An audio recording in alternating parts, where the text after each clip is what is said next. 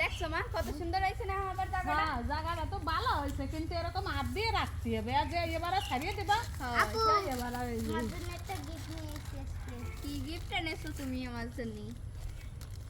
নেওয়ারই করে গিফট অনেক বড়, এর জন্যই হাতের ভিতরে রাখতে পারিনি, এর জন্য বাইরেতে ও বাবা কি নিয়েছো মা? এত কটা খাইছিস?